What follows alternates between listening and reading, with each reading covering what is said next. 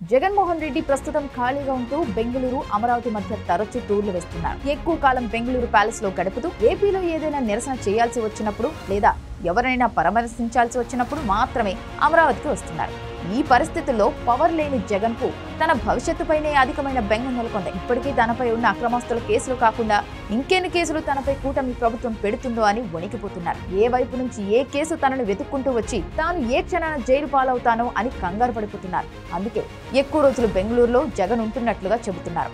అయితే జగన్ రెడ్డికి ఇప్పుడు పెద్దగా పనులు లేకపోవడంతో విదేశీ పర్యటనకు ప్లాన్ చేశారు. మరి తాను దేశం దాటాలంటే కోర్టు పర్మిషన్ ఉండాల్సిందే. అక్రమాస్తుల కేసులు అన్ని విచారణ దశలో కోర్టులో ఉన్నాయి. గతంలో కోర్టు ఇచ్చిన ఆదేశాల మేరకు జగన్ తన ఇష్టం వచ్చినప్పుడు ఫారిన్ టూర్కు వెళ్లే వీలు లేదు. అందుకే గత ఎన్నికలు ముగియగానే ఫలితాలు వచ్చేలోపే కోర్టు అనుమతి తీసుకుని జగన్ యూకే పర్యటనకు వెళ్లొచ్చారు. ఇప్పుడు మరోసారి జగన్ యూకేకు వెళ్లబోతున్నారు. అందుకోసం కోర్టులో పిటిషన్ కూడా వేశారు. ఈ జగన్ పిటిషన్ పై సిబిఐ కోర్టులో విచారణ జరిగింది.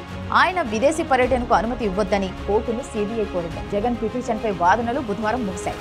కోర్టు తన తీర్పును ఈ నెల 27కు వాయిదా వేసింది.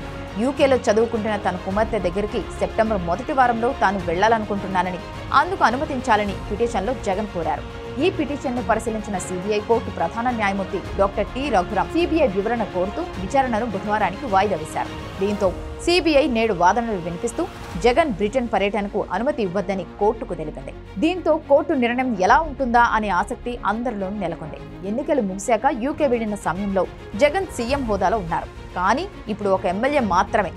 ఈ స్థితిలో కోర్టు జగన్ కు బెయిల్ ఇవ్వడం కష్టమే అనే అభిప్రాయాలు వ్యక్తమవుతున్నాయి. కొద్ది వారాల క్రితమే జగన్ తన పాస్పోర్ట్ ను విజయవాడలోని పాస్పోర్ట్ కార్యాలయానికి వెళ్లి రెన్యువల్ చేయించుకున్న సంగతి తెలిసిందే.